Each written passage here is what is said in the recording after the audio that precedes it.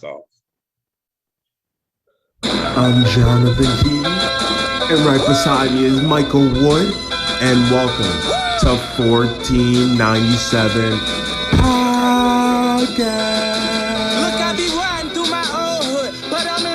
And we've got you covered with news from the entertainment world, intriguing interviews, everything to do with sports, and of course, we're going to make you laugh along the way. And I want my damn respect too. Speaking of LeBron, I was thinking about this earlier today because I don't know if you knew, but the new Gossip Girl came out today. And I was pretty gassed, but I'll get to that later in the show. But like LeBron, like everyone like criticized LeBron because he never like he always went to the finals, but like he never like accomplished the wrong vocabulary to use. But he never like every time he went to the finals, he always fell short. And it's because like the players on his team wasn't like on his level. And then you have to look at the general management and be like, wait, why didn't they make any moves? And I think why is they've seen like LeBron do it time and time again as like general managers who are like, well, we don't really need to do anything because like he's been doing this year after year after year. So it's like we don't want to mess that up. Like we're not winning, but we're still getting there at the same time.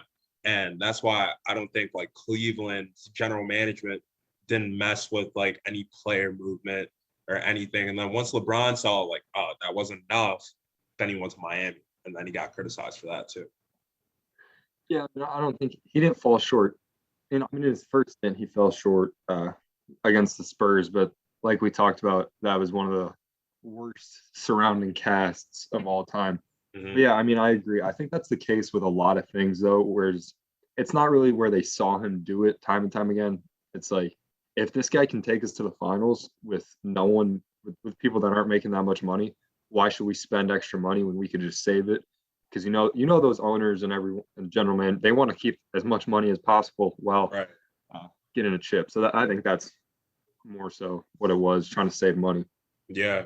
Welcome back to 1497. Yes, sir. 1497 podcast. I'm your host, Jonathan Keaton. And right beside me is Philadelphia's own Mr. America himself, Mr. Michael Wood. Mike, how you feeling today? Not great, actually. My car got towed. Oh, man. That makes it sound like I did like something illegal. My car is broken. Internal issues. So I had to call a tow truck to tow it. And then the original tow truck driver crashed on the way to pick up my car, which I've never heard of. And so then it finally ended up getting towed. But yeah, so my day's not been great. How about you? It's been pretty good so far. I watched the new Gossip Girl. At first, I was kind of skeptical about it. Kind of made me mad, but as the episode progressed, it was heat. It was straight heat, and I can't wait for the next episode to come out. As I can't wait for us to get started talking today about the lovely world of sports and pop culture. Because 1497 podcast. You know the vibes. It's a pop culture podcast and a sports podcast. So let's get right into it. Game 1, the Suns and Milwaukee Suns put the hammer down and said, let's get to business right and early. And we saw Chris Paul do that, Devin Booker do that. That was a great one for the Suns. So tell me your thoughts and let's dive into this conversation. Yeah, in all honesty, I saw a lot of calls going Phoenix's way, and I'm not obviously I'm not going to blame the refs, but I think that they did have a huge impact on that game. But credit Phoenix, they were making their free throws. They had one missed free throw all game, but at one point the Suns had taken, I think it was 22 free throws, and the Bucks were at 6. So and if you watch the game, the Bucks were getting fouled hard, and they just weren't calling it. Like Chris Middleton one time got his right arm pulled down, and then he still made the shot with his left hand. No foul call. That's what happens sometimes when you don't flop it. But the Suns know how to get calls by doing a little bit extra with their body language. But other than the refs, I think Giannis coming back hurt the Bucks, not because he's obviously not because he's bad. He's a two-time MVP, Mhm. but they were on such a roll without him. So, and he didn't. It wasn't decided that he was going to play until the day of the game. So that not really knowing, you don't know how you're going to play. So it just didn't allow for other players to really get going. Like Drew Holiday had a rough game. Chris Middleton at stretches was a little underwhelming, but he still played good. I think it was just Giannis coming back. Now that they know he's coming back, I expect the Bucks to kind of bounce back for game two. But credit to the Suns, DeAndre Ayton, Chris Paul, both played great games. Obviously, Devin Booker. Yeah, so I expect the Bucks to bounce back. But I was impressed with the Suns all around. Jay Crowder didn't even play that well.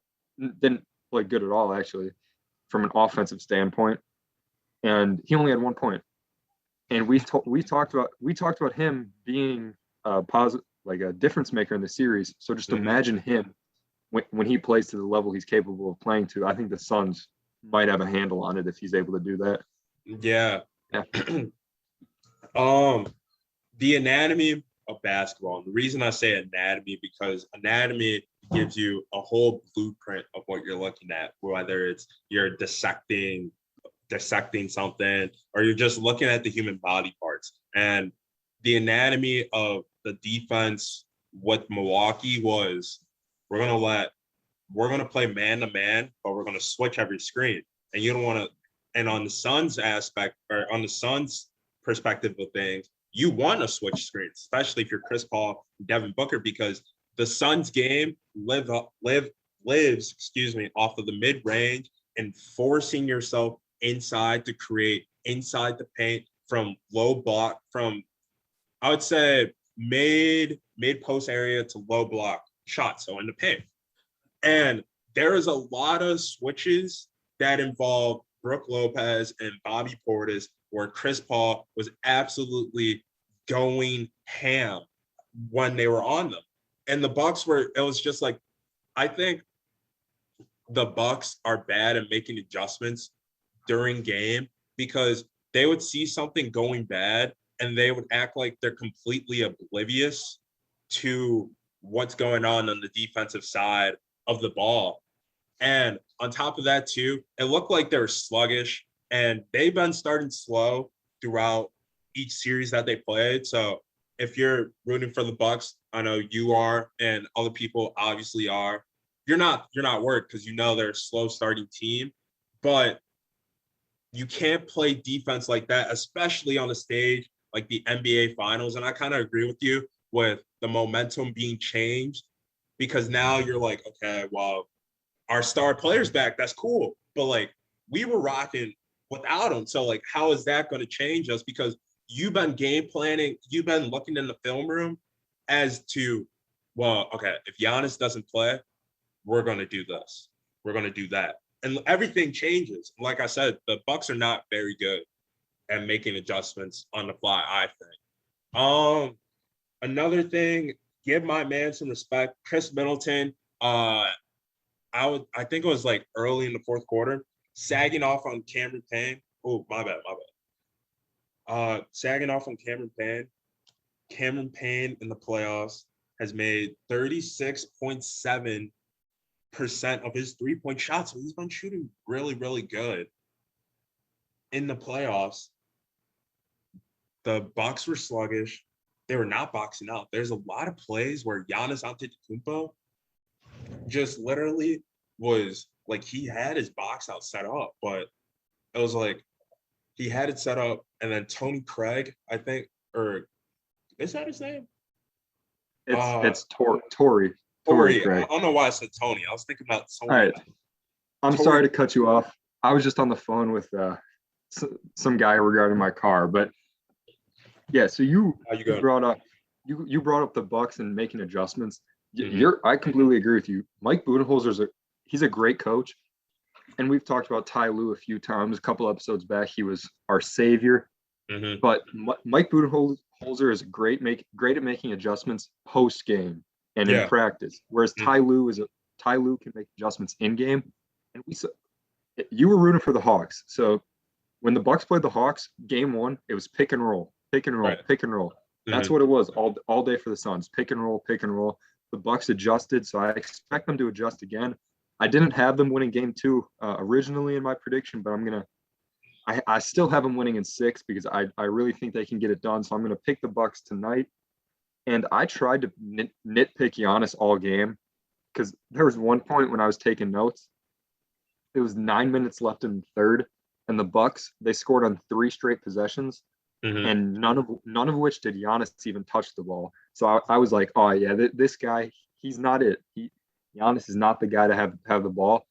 And then the Suns kept scoring on Giannis. But besides that little stretch, Giannis was pretty good for coming off an injury that people thought would be serious. So I'm not going to blame it on Giannis. I think the Bucks are going to get it together, and I still have them winning the series. And then a couple of last things I'll say about the Bucks game, where the Suns, they started playing a zone on Giannis, because if you notice, especially in the first half, when they gave it to Giannis, there was no help for Phoenix. It was whoever was on Giannis, and if the paint was wide open, Giannis is attacking. Giannis should be doing that every time. That's a different conversation for another day. And in the zone, it's kind of harder to give it to Giannis because everyone's suctioned up and congested in the paint. So once you start moving the ball, that's where all of it starts spreading out. And everyone knows on the Bucks or on the Suns defensive side, you're giving the ball to Giannis. So it's like, okay, one of us needs to step up because the zone is supposed to defend the 3. And if we're not even shooting the 3, and we're just giving it to Giannis, the zone is going to be effective 9 times out of 10. And speaking of players need to step up, Kendrick Perkins said something probably, I'd say like 4 or 5 weeks ago, 2 weeks ago. No, I don't know. I was just holding up. Yeah, probably somewhere in that time. Yeah, 2, 4, 5, 6. I don't even know. Kendrick Perkins said Giannis is Robin to Chris Middleton's Batman. So before we get into this, because we're talking superhero and sidekick, what's our definition of sidekick before we get into this conversation? I'll just use another example. LeBron and Kyrie. I don't think Kyrie was LeBron's sidekick.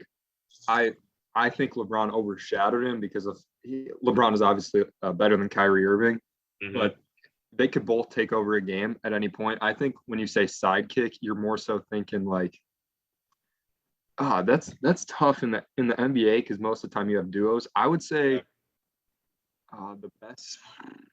I don't know. I would say someone who sidekick is like, my bad to cut you off, but for me, sidekick is like they'll show up when the other person, like for Batman, for example, Batman's always going to be Batman. Batman's always going to do unnecessary things. But when Batman's having an off day, Robin comes in, and excuse my French, but he comes in and kicks some ass.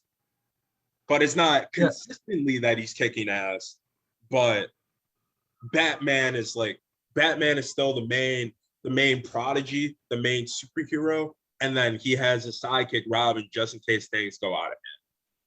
Yeah, I'd agree with that, except for the fact that Batman, he always shows up to some extent. It's just sometimes when he doesn't come out to his full capability, Robin's going to overshadow him a little bit. Which, to get right into it, I don't agree with that take by Kendrick Perkins. But here's the thing: I don't think Giannis is Batman to Chris Middleton's Robin either, because Giannis is obviously better. I would assume you know that, considering he's a two-time MVP, one-time Defensive Player of the Year. But when it comes down to it, I would rather have Chris Middleton with the ball in his hands, game on the line. Yeah, I definitely agree with that. 100%. Yeah, reason why, obviously, Giannis he's a one-trick pony as of right now. He scores in the paint, whereas Chris Middleton can do it all. And my dad likes to say this when Chris Middleton plays, but Chris Middleton has an old man's game. So no matter how you defend him, he's slow, not very quick, but he knows how to get a bucket. Somehow, some way, Chris Middleton can find a way to score. So I wouldn't say it's a Batman and Robin situation. If we're going to use superheroes here, I'd say it's a Captain America and Iron Man situation where Giannis is Captain America. Giannis is Captain America. He can, he's the leader. Everyone knows he's the leader. But Chris Middleton, because we saw Iron Man when, I don't know if you're into Marvel, but Marvel Civil War, they split up. It's Iron Man versus Captain America. Mhm. And even in like Endgame, Iron Man's he's the guy. He can get it done when it matters most. Iron Man's the one that they look to, but they know Captain America is the leader. But when it needs to get done, it's Iron Man who you look to, and Chris Middleton is Iron Man. I definitely agree with that. I love that comparison too. Because Civil War, I think Civil War to me is my favorite Captain America movie. It's so good. I'll get into that a little bit later, probably in another episode. But I definitely agree with everything you just said because on the line, you know what Giannis is going to do. And to be honest with you, if you're guarding Giannis, you're just going to back up as far as you can and either try to draw a charge or send them to the free throw line because you're getting the best of both worlds anyway. And with Chris Middleton, you don't know what's coming because Chris Middleton can pull up. Chris Middleton can shoot the three. Chris Middleton can do about anything when the game is on the line. And we saw that versus Miami too. And I think it was game one. It was either game one or game two. Yeah, game one, because they swept Miami. So I definitely agree. I don't agree with Kendrick Perkins saying Giannis is Robin to Chris Middleton Batman because they both have a significant part to their team. It's just one trait is used later in the game and one trait is used to get yourself into that position throughout the game. Yeah, that's actually, I was just gonna piggyback off that. A situation that I think about, and this isn't the same in any regards because no matter what team this guy is on, I consider him a Batman, maybe even Superman, but that's LeBron James. Mm-hmm. In the finals, when Ray Allen hit that shot, everyone says Ray Allen saved his career. But LeBron scored 7 straight points to even put them in the position for Ray Allen to make that shot and send it to overtime. So it's kind of like that, except Giannis doesn't. When it comes, Giannis puts him in position the first 3 quarters, and then Chris Middleton, if it's close, is the one who closes it out. So if Kendrick Perkins was saying when it comes to the last 5 minutes of a game, Giannis is Robin, I'd say okay. Yeah. But this guy's a 2-time MVP. And he's a 1-time defensive player of the year. You can't call this guy a Robin, no matter who he's playing with. There's no one who he could play with in the entire history of the game where he would be so much like below them that he would be a Robin because he's one of the best to play the game.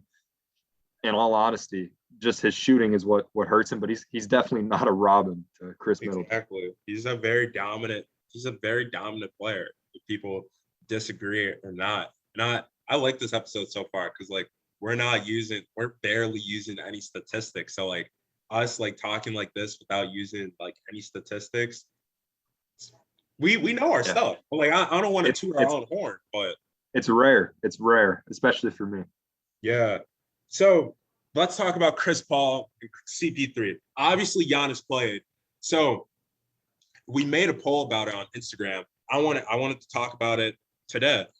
Would this finals hurt CP3's legacy? Oh, yeah. So the poll we made on Instagram was if Giannis didn't play and they lost, does it affect? And it was 75% of people said yes. There's 74, something like that, said yes, it does. If Giannis doesn't play, it affects Chris Paul's legacy. And I'll go even further. If Chris Paul doesn't win, no matter who's on the floor in this series, it affects his legacy. The reason why is because, and obviously it's not going to be like he goes from a top 7 point guard of all time to like top 30. 100. Yeah, exactly. It's not going to be that big of a drop off, but my top 4 point guards of all time, no matter what happens with this finals, are going to be Magic, Steph Curry. Oh shoot, what's the guy's name? Oscar and Isaiah, right?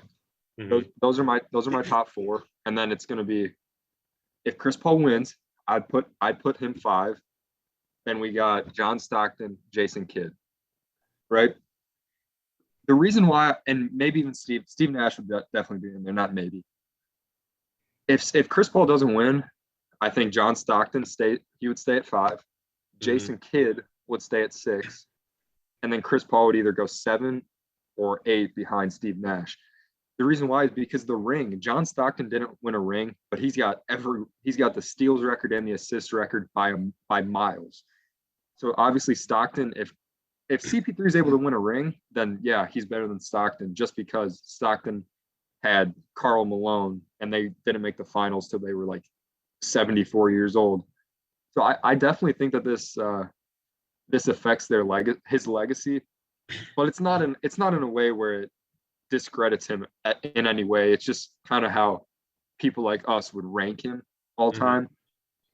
But I would say it affects him in that extent, but not to the extent where he doesn't make the Hall of Fame or something. Sorry, voice crack. Something silly like that. I agree. And the reason I agree is because rings, as many people said that rings don't really matter or don't matter at all.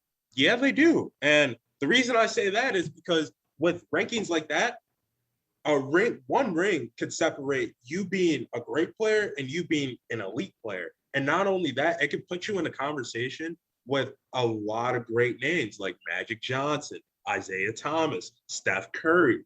They're in a different stratosphere, especially Magic Johnson. Magic Johnson's at the top of that list because he came in as a winner. He's one of the few rookies to win an NBA championship, Rookie of the Year, all of those accolades as a rookie.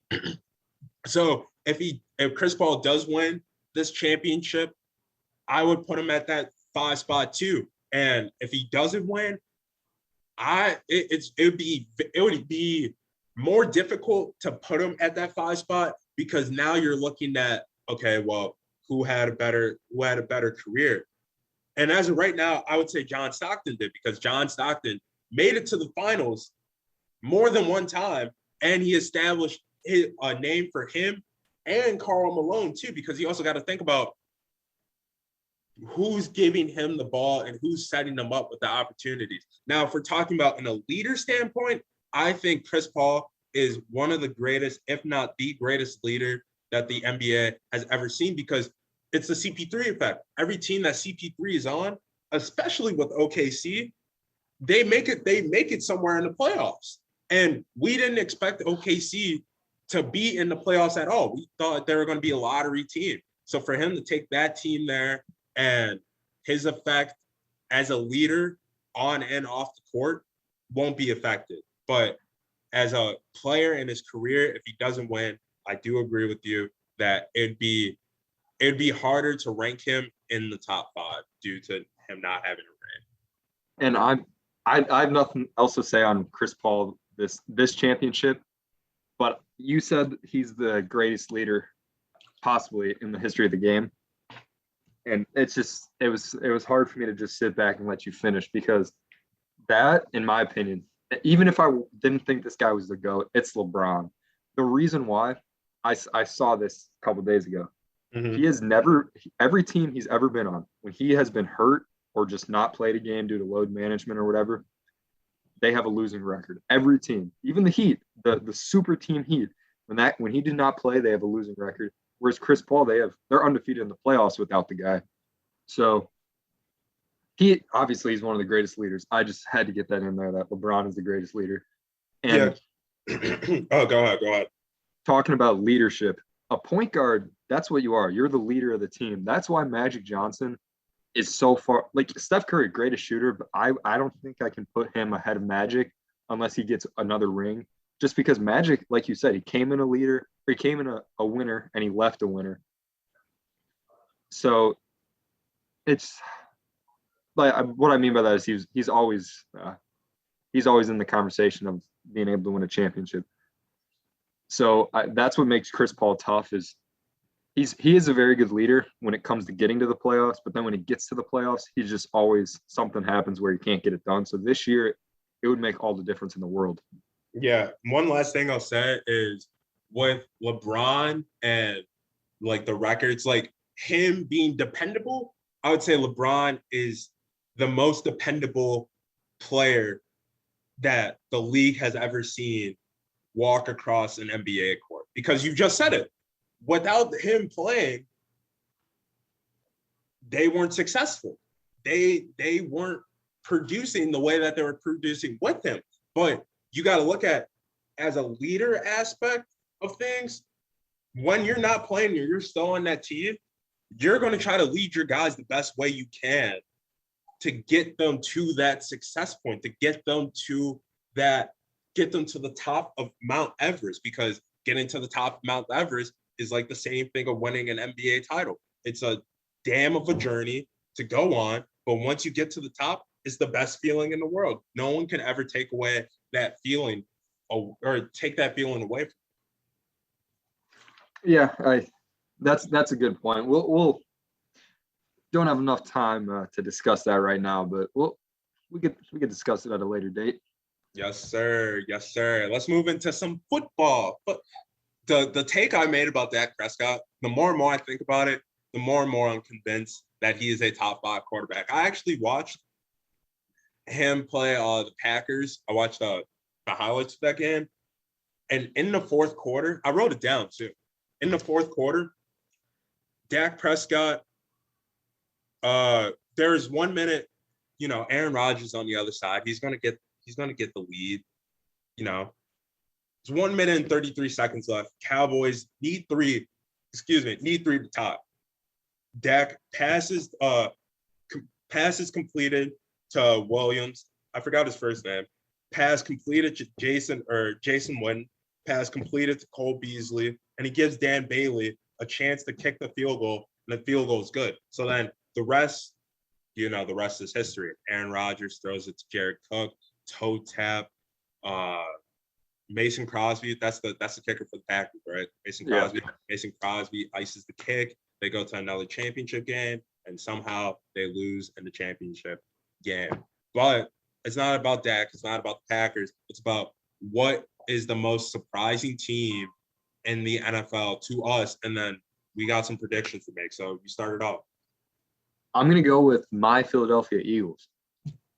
The reason why, you might even be one of these people. I think a lot of people are kind of writing them off as a team where, if we're thinking about the NFC East, the quote unquote worst division in football, people are thinking Cowboys, Giants, and Washington. No, everyone's like, oh, Eagles. I don't really know why. The reason I say the Eagles is because we have one of the best offensive lines in the league when healthy. Obviously, last year we had nobody except Jason Kelce.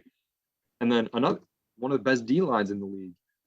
And then our secondary and our linebackers are a little rough, but the secondary is improving. We got Darius Slay, Ronnie McLeod, Jalen. So we're improving secondary. And then the linebacking core is impressive with Nate Singleton. But so that the linebackers are a bit of a weak point, and so are the wide receivers. But then we have 2 top 10 tight ends, arguably. I'd say they're both top tight ends. Then another arguable one, we have a top 7 running back. So I think this year for the Eagles comes down to Jalen Hurts. Because if everyone's healthy, the Eagles, we've seen, the Eagles have won. I know it's whatever. People are like, oh, it's 4 years ago, whatever. But they got a ring with almost, I know they're a little older now, but almost the same D-line, same O-line, same tight ends, not Goddard, but had Ertz. So I think the Eagles, and I'm not saying Super Bowl, but I think they could be a team that surprises most people and could win their division. It hates me to say this. It really does. But my Bills in the 90s, they were a very great team. 3 out of those 4 teams in the 90s beat my Bills. 2 of them did it. One of them did it twice. Cowboys did it twice. The Redskins did it once. And the Giants did it once. So I don't think the NFC East, I think you're growing on me with the NFC East, because I think the NFC East is not a terrible division at all, because it's always – go ahead. Before I was going to say, all time, the NFC East is the best division ever, in my opinion. But right now is when people are like, this division sucks.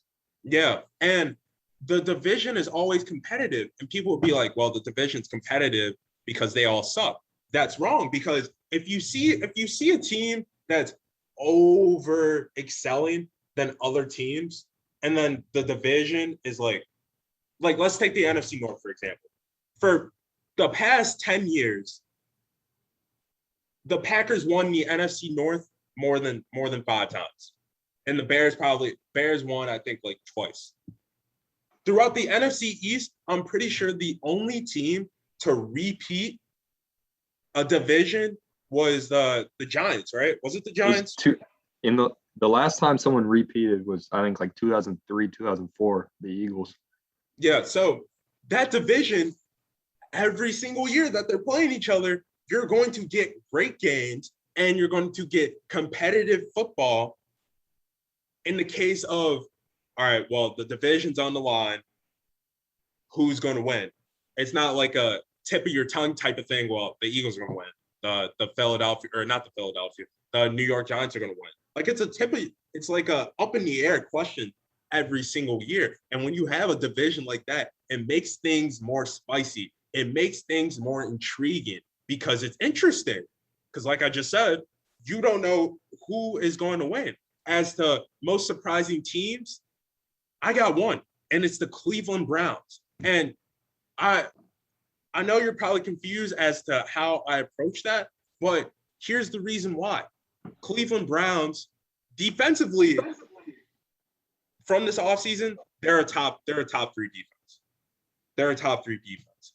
The moves that they made in the offseason, signing John Johnson III, drafting Greg Newsome, Jeremiah Osu-Komora, and all the rest of their defensive weapons on that team, you cannot sit up there, look me in the face, and say the Cleveland Browns as a defensive group, it is not a top 3 defense. That's absolutely absurd if anyone tried to argue that, because you got the Rams, arguably the Steelers, and then you got the Browns.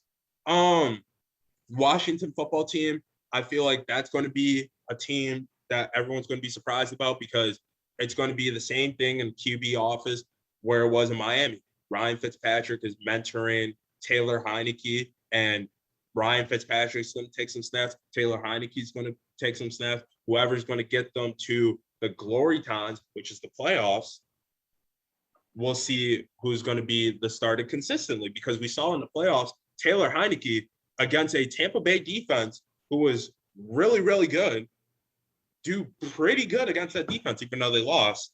Another team I got is New England Patriots. They started from, I hate saying this because Bills fan, don't like the Patriots, but you got to give them credit when credit's due. They had a lack of weapons in the repertoire last season, and then they come out, get Nelson Aguilar, Hunter Henry, the list goes on and on and on. Defensive players who opted out last season are back, and then you got a great coach in Bill Belichick. Yeah. When you were talking about the Rams and their defense, I would say the Rams. I know a lot of people are like, "Oh, that's not a surprising team." Mm-hmm. My Super Bowl prediction. I've said this a few times. I don't know if I've ever said it on here, but my Super Bowl prediction is the Rams and the Colts. And I think the Rams. This is a little spicy topic, but I think the Rams have the 2 best players in all of football: Jalen Ramsey and Aaron Donald. Aaron Donald is the best. Jalen Ramsey is number 2. And everyone's like, "Oh, Jalen Ramsey, what?" When Jalen Ramsey gets burned, you hear about it from everywhere. That's how good he is. That's how good he is. He loses 1 rep, and all you do is you hear about it. And Aaron Donald gets tripled. Aaron Donald, I don't think that's a debate. He's the best player in football. He, in my opinion, is the 2nd greatest football player of all time behind Deion, and he'll probably pass him up. So I think they have the 2 best players in football, and that's on their defense, like you said, number 1 defense. I'm predicting, and then they got Matt Stafford, who's going to be wheeling and dealing. So yeah, the Rams and the Eagles would be my 2, I guess you could say, surprise teams. What do you want to do for predictions wise? Like, how do you want to approach this? How do you want to do this? What do you mean by that? Well, like, all right, with the Cowboys, I'll start off with the Cowboys because now I'm not a Cowboys fan. I'm a Dak Prescott fan, and I know a lot of people say that when they like players. So I'm gonna put that out there now. I'm a Dak Prescott fan from here on out. Josh Allen will always be my number 1 for Dak Prescott. But like, do you want to drop, like, give, like, we'll say 3 teams, and we'll give them our record or their record and where they end up, or like, do you want to just I skip think on what to we should do, predict your AFC and NFC championship games. Okay, cool. All right. AFC, it's going to be tough, man. It's going to be tough because at the back of your mind, for any team in the AFC, these teams are getting stronger. These teams are getting better. But you also got to think the AFC championship, as long as Patrick Mahomes is the Kansas City Chiefs quarterback, it will always end up in Kansas City. I don't care what anyone says. It will always end up in Kansas City because I don't know what defense is going to completely dissect and absolutely stop the Kansas City Chiefs offense because it's absolutely unstoppable. So I would say I think the Chiefs and the Bills are going to have a rematch. I think the Bills, they're looking for vengeance. And I'm not saying this in a bias standpoint. I think the Bills offense is really good. Josh Allen made some really great strides, but the journey is going to be harder. So I think one of those two teams are going to be AFC Championship. NFC, that's a tough one too because Bucks came back with all 32 of their starters, and that's a hard thing to do in any sports, in any type of sport. You also got the Rams. You got a top 10 quarterback, Matthew Stafford, a top 3 coach, offensive-minded coach, Sean McVay. You got a defense to back him up too. And when Matthew Stafford, I heard Dan Orlovsky said this earlier, and I completely agree with them. When Matthew Stafford has pressure on him, he always shows up, especially in the fourth quarter too. And a lot of people would be like, "Well, some players play bad in the first half. That's why you got a second half. It's a tale of two halves." And Matthew Stafford is the perfect example of a great elite, probably one of the greatest fourth quarter quarterbacks that you can ever bring to an NFL field. So I would say either the Rams or the Bucks for my NFC. All right, I'm with your NFC. I'm right there with you. I think Rams and Bucks. If Aaron Rodgers comes back, I'd beware because I'm starting to think Aaron Rodgers is coming back. So I'd watch out for the Packers. If he's back, that changes my whole prediction because I think that he'll be back with a vengeance. But for right now, I'm going to stick with Rams and Bucks in the NFC Championship. And then I'm going to go Colts, a little interdivisional matchup, the Colts and the Bills in the AFC. The reason why is because, like you said, I'm predicting that the Colts are going to win their division, which is going to put the Bills in the wild card.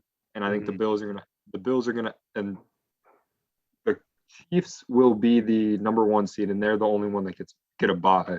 Yeah. And the Bills are going to end up playing them in the second round, and they're going to beat them. So then it's going to be Colts and Bills. That's my prediction. So Colts, Bills, Rams, Bucks. I like those. I like it a lot. Get a little rematch of some playoff atmosphere basketball. Oh, well, he's an assistant coach. I was about to announce the Magic making big moves, but they just signed an assistant coach, so it's not even that big of a deal. Shohei Ohtani is leading the MLB in home runs, second best in OPS in the league, top 10 in bringing runs in. But I'm looking at my TV right now, and I don't see any Shohei Ohtani commercials. I don't see anyone outside saying it's a 3-2 count in the World Series. Shohei Ohtani's up to bat. Shohei Ohtani gets ready from a pitch from CC Sabathia, even though that can't happen because it's American League. But Shohei Ohtani gets up, bats it, hits a walk-off home run. Like I don't see any of that on my block, but I really think we should be seeing that because Shohei Ohtani is such a great two-way player, and you rarely see that in this MLB era. And when you do see it, it's not at an elite level that Shohei is doing. So is the MLB treating this Shohei Ohtani situation wrong? And what I mean by that is, should they give him more endorsements? Should they be treating him like the superstar I'm putting him out there to be? I think they should be. And how I would describe him, obviously you can do this easy comparison to Babe Ruth. But you know me, big rap guy. I'd compare him to Drake because he can hit and he can pitch. But I'm gonna say he can rap and he can sing just like Drake. Like he can do it all on the baseball field. And I was reading articles before this. People are saying he's the best thing, obviously, since Babe Ruth. And he's already being compared as or brought up as one of the best players ever. Then why aren't you treating him like that? Like you said, Exactly.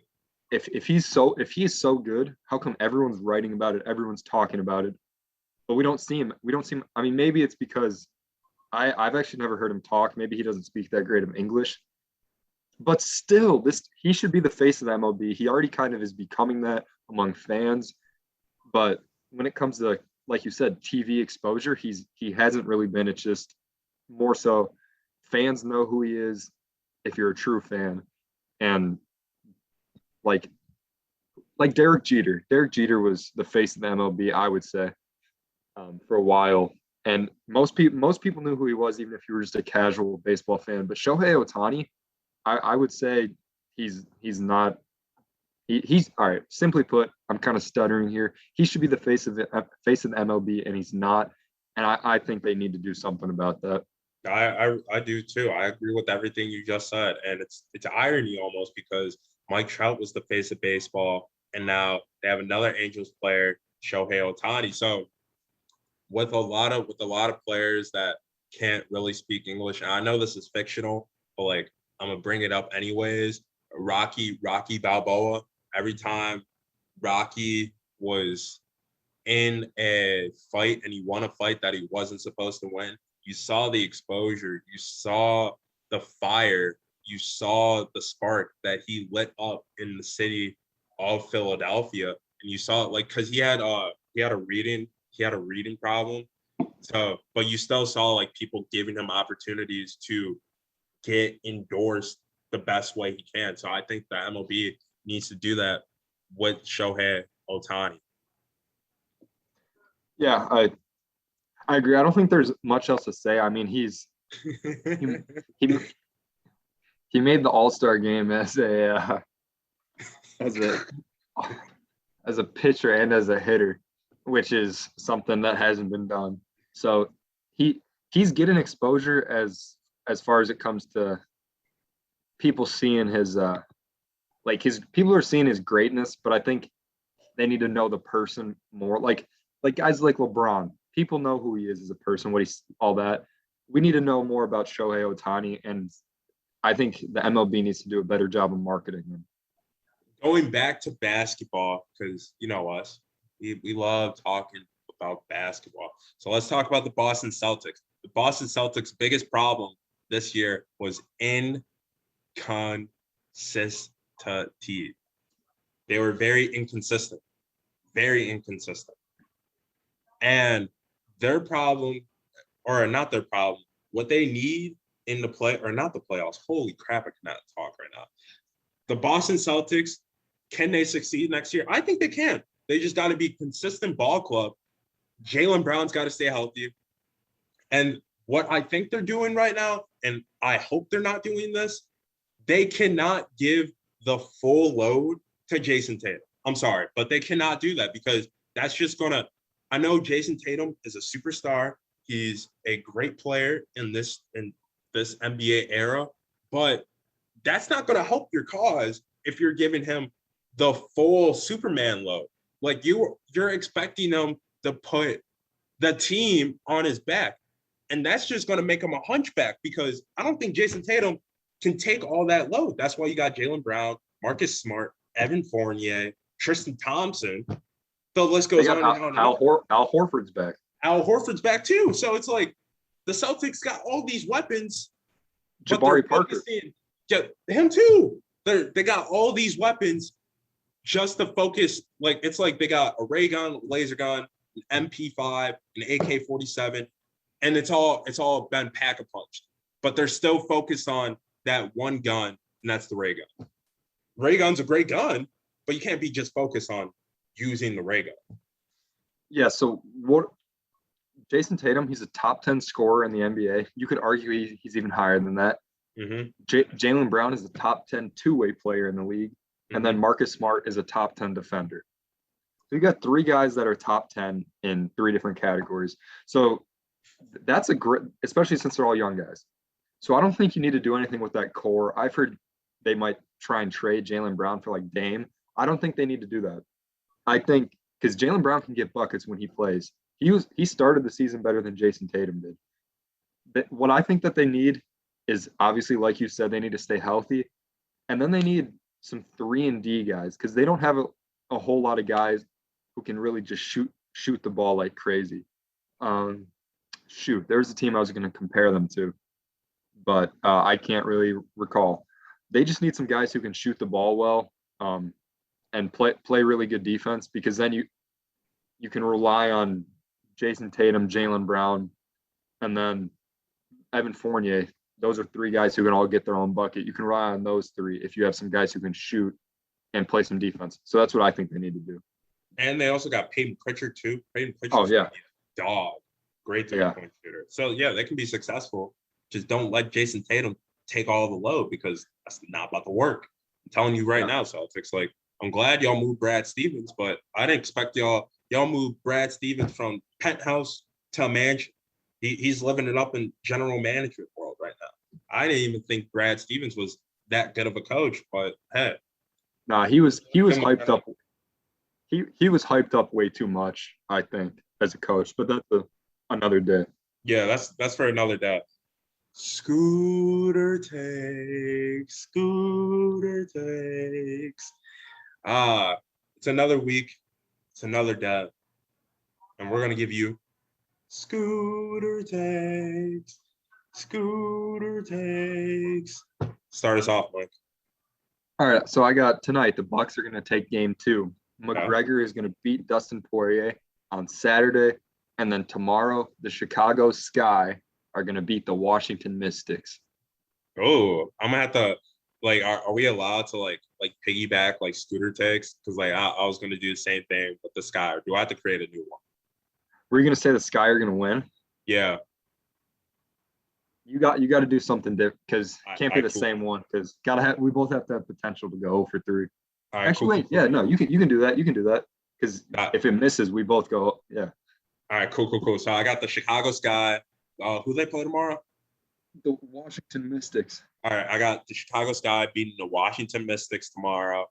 I got Chris Paul doing his thing tonight. The over for assists, he's going to hit the over for assists. I'm going to set the bar at 10 assists. He's going to have over 10 assists in tonight's game. Also, I got the lovely Southside Chicago White Sox beating the Baltimore Orioles tomorrow. Dallas Keuchel's pitching. I like Dallas Keuchel. He's a good pitcher. Yeah. Baltimore's been struggling. Don't have really good hitting. I like that. Those are my Scooter takes.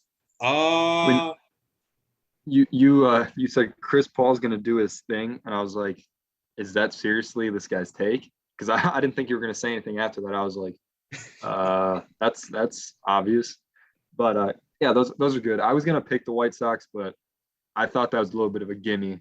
But you're kind of a cheater, so. I don't cheat.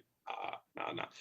We explained our takes, but we should have a segment on every Thursday when we wrap up the show. We should give a hot take of the week, because like some of the hot takes that we've been given, it's like we're getting a lot of replies, a lot of comments. So let's give a hot take of the week.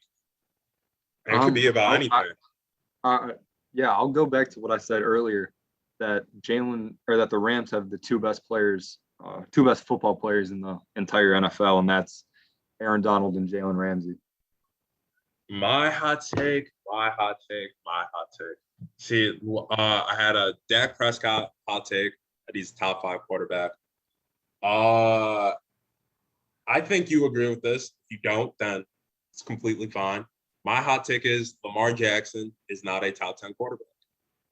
Yeah, I would agree with that to the extent of throwing the ball. Whereas, like, who I would rather have, like, would I rather have Lamar Jackson as my quarterback or Ryan Tannehill? I'm going to take Lamar, but I think Tannehill is better at throwing the ball than Lamar. I don't think that's really a secret. Right. But it's when you say who's a better quarterback, especially nowadays with guys like Lamar, it's tough to decide because do you value his ability to run or not? Because if he's not able to run, he's not really that big of a threat. So I'd agree. I'd agree with that. Yeah. Yeah, I'd agree with that. Probably. You'd Yeah. have to catch me on a good day. If you guys need a new show to watch in the pop culture world, watch the reboot of Gossip Girl. If you haven't watched the original Gossip Girl, it's going to be kind of confusing at the start. I kind of dislike how they did things to start off the episode, but as the episode progressed, it was very, very good. Very, very, very good. That's the end of the show. So once again, thank you for listening. If you're listening all the way to the end, give yourself a nice pat on the back. Give yourself a nice little dance. Go out to the club, get some boogie on. You know, do your thing. Do your thing, sis. Do your thing. Anywho, I'm Jonathan Keaton. That's Michael Wood. We are the hosts of 1497 Podcast, and let me give you out some good information. Please subscribe to us on YouTube, like our videos, and comment on our videos. Also, follow us on Instagram, TikTok, and Twitter at 1497 Podcast. Also, 1497 Podcast is available on all podcasting platforms. So if you ever need 1497 Podcast news, go to any of those available sources and you will get that. We'll be back Monday with an interview and a lot of great things. Mike, you got anything else to say? I just don't know why you're talking like that, but yeah, Bucks are going to win tonight. Enjoy the game and stay away from John when he talks like that. Peace.